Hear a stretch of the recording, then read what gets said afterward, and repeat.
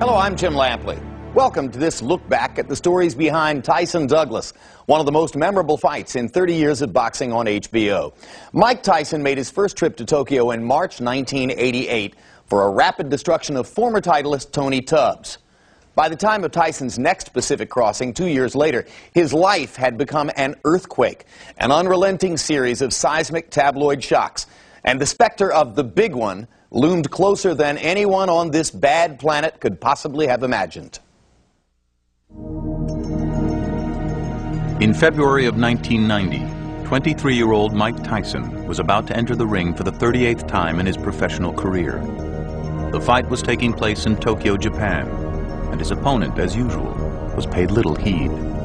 This was just another demonstration of Tyson at the peak of his powers. The culmination of a career that began with a ferocious and memorable debut in the mid-1980s. Right hand by Tyson. Right to the head, and it's all over. Wow. Well, a lot of Tyson's early opponents were terrified because of his record and his manner, and the way he just came roaring out of the corner and was throwing punches nonstop. He was being fed a lot of stiffs and just reeling off these one-round knockouts.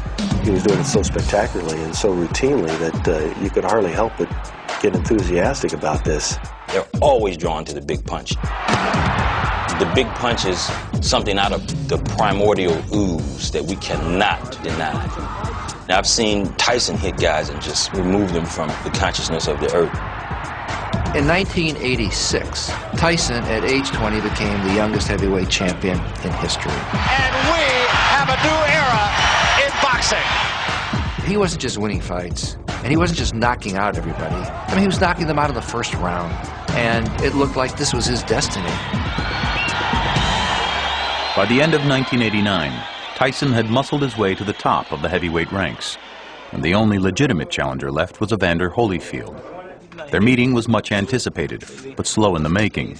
So Tyson signed up for a quick payday against an undistinguished opponent, James Buster Douglas from Columbus, Ohio. A tall fighter with a generous reach, 29-year-old Douglas had shown flashes of a potential which had thus far gone unfulfilled. In 1990, Buster Douglas was just another heavyweight out there who looked like a sitting duck for Mike Tyson. Buster Douglas was one of the great underachievers of his time. He always was sort of perceived as a guy who didn't really like to fight. You know, he had a lot of tremendous physical talent. The big debate was, is anybody going to go to Tokyo to cover the fight? The only important stage that Buster Douglas had ever been on before this fight was against Tony Tucker, a good fighter. And he was beating Tony Tucker until he ran out of gas. That was interpreted as, this guy doesn't have heart, will, spirit, need, whatever it was. Only one betting parlor would put up odds on the fight, and that was probably just as a gag. They say it was 42 to 1, it was 1,000 to 1, or 1,000,000 to 1. No one gave us a prayer. If Tyson had the odds in his favor, the one thing Douglas could claim was a boxing pedigree, thanks to his father, William Dynamite Douglas, who fought professionally from 1967 to 1980. Bill was an aggressive fighter. He'd throw body shots a lot like Mike Tyson, and he had a left-right combo that'd take your head off. He had a heavy bag in his basement. He would work all day at a hard job, go home, hit this heavy bag, and train himself. My father took me in the gym when I was 10. He was a center leader at the local gym here. I was on him about, wanting to come in and box. Bill coached James, and he was probably harder on James than any one of his boxers because he wanted James to have all the opportunities that he never got in a professional race. Bill was a nice man, but he was a no-nonsense guy. Buster sort of took after his mother, was just a sweet, kind, nice lady. A lot of times James would want to play basketball in the gym, and Mrs. Douglas would come and get him out the gym and get him back into the boxing room so that he can continue his training. She wanted her son to be even better than her husband. Buster Douglas. After Douglas turned pro in 1981, in spite of his inconsistencies, he did go farther than his father had as a boxer. And in signing to fight Tyson, Douglas would have a chance, however far-fetched, to win the world title. But just 23 days before the bout, everything changed when Buster's mother, Lula Pearl, died of a stroke at age 47. I called James and I said, let's cancel the fight. He said no. I was more determined. I told him, I said, I'm all right. And I think that even helped the intensity even more. He told me that she would want him to go on. He was very close to his mom. Before she had passed, she come to his house and she was real worried about him fighting Mike Tyson because she had heard what an animal he was. And he goes, no, I'm okay, I'm going to beat him. She had went and told one of her girlfriends, oh, Buster's going to beat Mike Tyson, you know. So that really gave him confidence, too. She was having her battles, but yet she was still looking out for her baby. I mean, that's love, you know. Soon after his mother's death, Buster resumed training, keeping his grief private until one moment after a workout, a few days before the fight. He had his head down with a towel over his head. And I picked the towel up, and he was just sobbing. Just broke down, and it was because of his mom, you know. That's the first time that I had saw that, and I thought, oh, he just told me he missed his mom. In February of 1990, the boxing press, Mike Tyson, and a grieving but focused Buster Douglas traveled to Tokyo. The story of his mother's death had been communicated to us, but we didn't know at that moment that it had somehow galvanized him. He was, for this one big occasion, going to be the fighter of his dreams. We covered that fight almost as an afterthought, and we got there late in the week, and Tyson was sort of off limits or jetting around, I don't know which. At that point, the only person available was Douglas, because who wanted to talk to Douglas? Fear was a lot of Tyson's weaponry in the past when he was at his greatness. The fighters came in almost frozen, almost the prey of a cobra. But Buster Douglas, by his mother just dying, he had no fear. What do I care? That just happened to be the perfect timing that he had to fight a dissipating Tyson whose mind is going everywhere, and a lot of it's following Robin Gibbons' retreating figure. While Tyson seemed indestructible going into the fight, his personal life had been full of turmoil. His brief marriage to actress Robin Givens ended in divorce in 1988, amid allegations that Tyson had beaten her and that he was manic depressive. He was regarded as being in a morbid frame of mind because of his difficulties with Robin and the breakup of that relationship. And, you know, let's face it, Mike was known to be an unusual personality anyway. By late 1988, Tyson's behavior had become increasingly bizarre. Boxing champion Mike Tyson allegedly went on another emotional rampage. Tyson lost control of his BMW and exceeded... Mike Tyson was found guilty yesterday of fondling... The champ's troubles continue to multiply.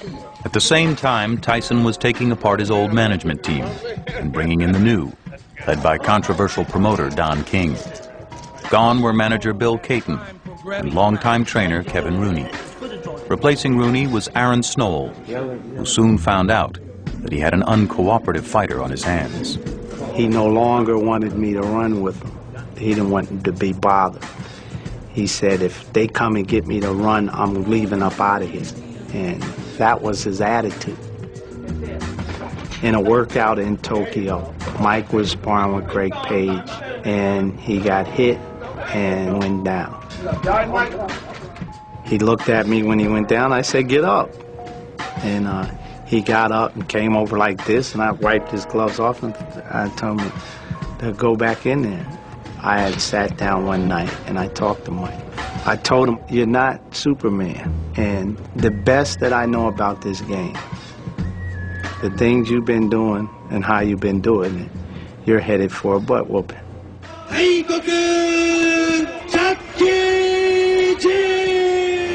And we are live inside Korakuen Stadium in Tokyo, Japan, as HBO Sports presents World Championship Boxing. This was a fight that took place at about 9 o'clock in the morning in Japan so that it could be broadcast to New York. And it was the weirdest feeling I've ever had in a fight, because the people were totally, I wouldn't say unenthusiastic, but they were so polite. It was the dullest crowd I've ever seen. I've never seen anything like it. I always say that in the Tokyo Dome, you could hear a rat piss on cotton. That's how quiet it was. When I went over into the dressing room to check Tyson's gloves, he was walking like an animal in there, storming back and forth, looking at me like he wanted to kill me, you know. So Mike Tyson was ready to fight. And when I left the room, I told him, I said, you know, you're going to get your ass kicked. But I got out of there real quick when I told him that. When Douglas trotted into the ring, there was almost a sense of bemusement. We thought he was going to his doom, but he didn't. Mike Tyson rushing toward the ring, wanting to get it on and get it over with. When he got into the ring, I could see that he wasn't in top shape. And plus I had heard someone said he wasn't really doing any training and he was, you know, having a good time over there, and you can have a good time in Japan. But Douglas was in good shape. I remember that. James Buster Douglas. I noticed he was looking at me, trying to get the eye contact, do his usual stare down and stuff, but you know, I was like paying him no attention, trying to show no fear. Douglas insists that he's going to shock the world in this fight. I don't know what Mike was thinking. If he knew he wasn't in shape, he should have went out there and threw everything he had in the first round, because he wasn't throwing any punches. And Douglas was. After the first round, I felt that Mike was going to have a problem. Very hard right hand by Douglas inside. The way Mike started out, you could see his timing and his rhythm wasn't there. I was sitting next to Don King, and Mike was getting beaten so badly. And after 3 or 4 rounds, I looked at Don King. I said, Don, is this really happening? And I said, what's going on? He said, I don't know, but I don't like it. Oh, you're too flat-footed in it. Right. Okay? Trust in what you know. Do it. Let it go. Incredibly, the self-proclaimed baddest man on the planet was struggling in the ring. His problems were just beginning. By the end of the 4th round, swelling had developed over Tyson's left eye, and his corner was shockingly unprepared to help him. They had neglected to bring a standard piece of equipment called an end swell, an ice-cold steel press used to reduce the swelling around the eyes of a battered fighter. The disbelief didn't really set in until Mike's eye swelled and we began to watch what was going on in the corner. And suddenly it became clear they didn't have a cut man, they didn't have any equipment. Well, the rule of thumb for swelling is put a cold compress on it. I made a cold compress in a rubber glove from down on the floor. They were trying to put icy water into a latex glove to hold against his eye, which is like the little boy with his thumb in the dike. I did what I had to do for that time for a mistake somebody made that was on the team. And being that I'm the leader of the team, I take responsibility. But it wasn't his eye being swollen. It was him making a mistake and getting hit with the punch. Whatever went wrong is because of me. You know what I mean? And that's what I keep my, you know what I mean? Because when it goes right, I always say it's because of me it went right. And regardless if you have the best quarterman in the world, if you can't fight, it's useless. If they'd had an end swell, it wouldn't have changed the outcome of the fight. You know what I mean? But it would have made them look a little better. This is high drama, and the crowd here is greeting it by and large with stony silence. And one of the things that was happening at ringside was you noticed the silence of the crowd. It was like they had gone to a movie and Godzilla was coming to eat up the town, and then, you know, Godzilla never showed up. Finally, in round 8, Tyson found the opening he had been waiting for, when Douglas, emboldened in his role of giant slayer, dropped his guard for just an instant. Buster started looking at his work. Yeah, you ain't so bad. So he posed in front of him. Mike hit him with that uppercut. And boom, down he goes. And there's a right hand uppercut, and down goes Douglas. And he pounded his fist on the canvas, and I said, oh, okay, he's all right. Checked my watch to see where we were at in the round. Knew the round was almost over. I said, okay, we're cool. Fortunately, I was just, you know, caught with a glancing blow to where it really didn't do an effect to me. It knocked me down. That was it. When Mike hit him and knocked him down, it was like my kid getting knocked down. And at that instant, I wanted to reach through the TV and help him up. And he got up, like a man. He got up and he shook it off. And the rest is history. Let's see what Mike can do to finish. And the bell ends to save Buster Douglas at the end of round 8. He had put so much into that shot and to pull it off that it was gone. Mike normally would just swarm all over a guy when he had him hurt, and he just didn't have it in him.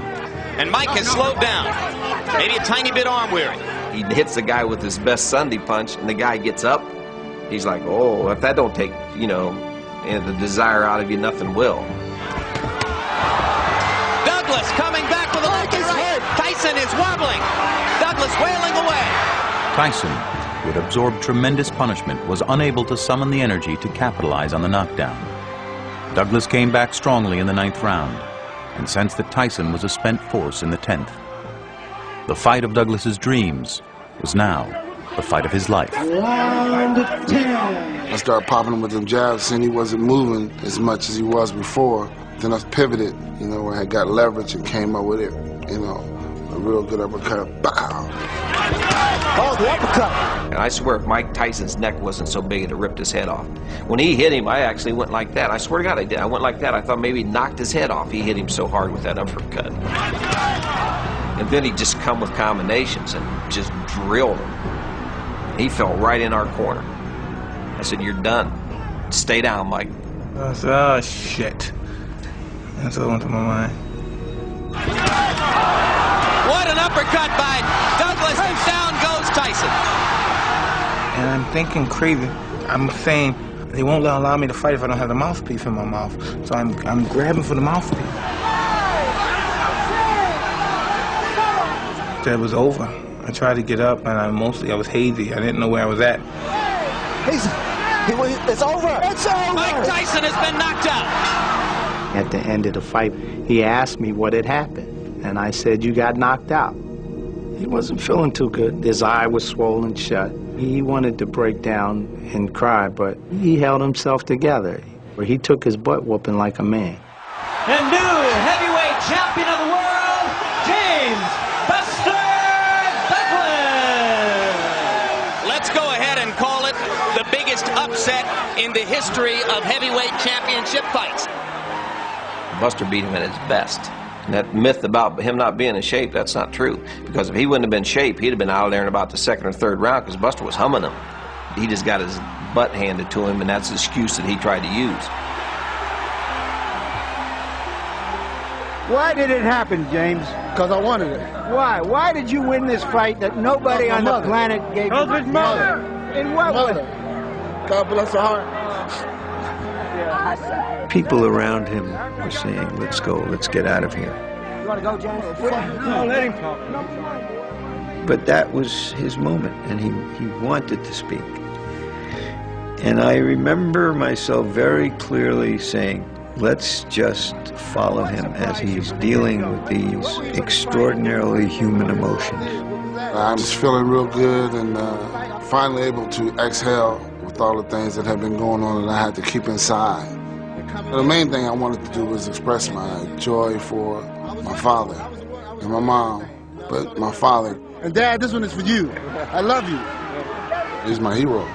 To take the baton, so to speak, and then just to fulfill a dream, not only for myself, but for him, was just the most rewarding thing in the world.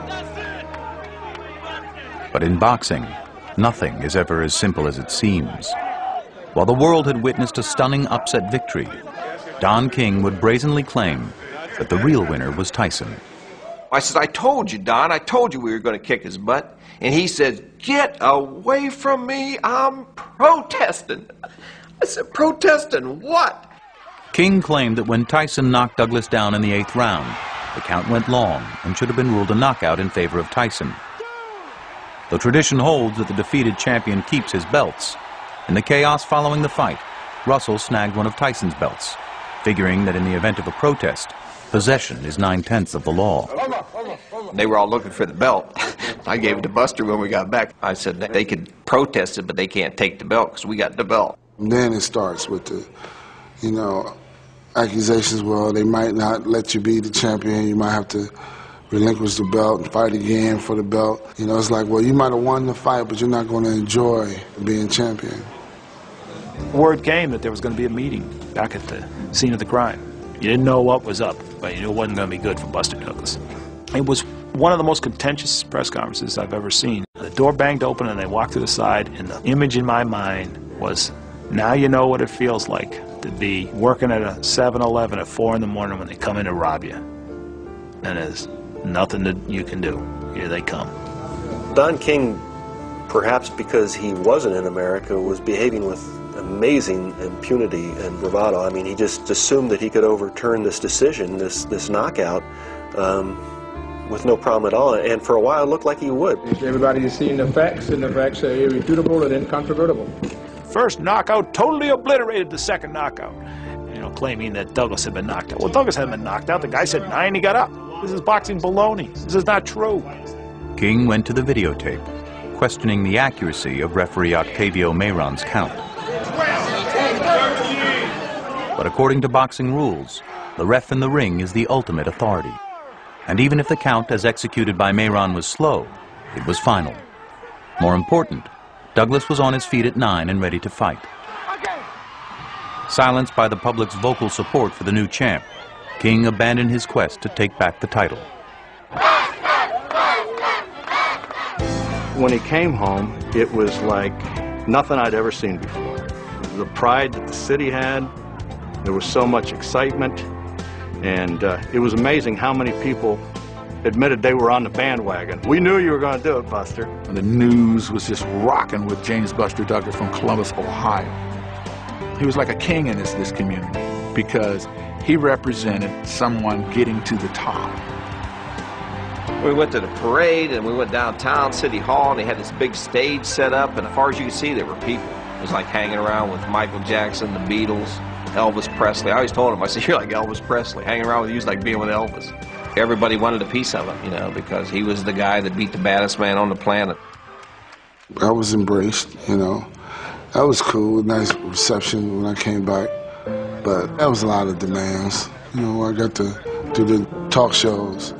That was all right, but I'd much rather have been just at home, just chilling. Later that year, an overweight and underprepared Douglas was quickly knocked out by Evander Holyfield, losing his title, but gaining a $24 million payday in the process. Douglas retired to Florida, where he grew to the dangerously unhealthy weight of nearly 400 pounds and almost died in a diabetic coma. Forced to get fit again just to stay alive, Douglas staged a comeback, winning 8 of his 9 bouts before retiring for good in 1999. I always wanted to do something in a good light to where it showed that I existed in this world. You know, it all came together for me.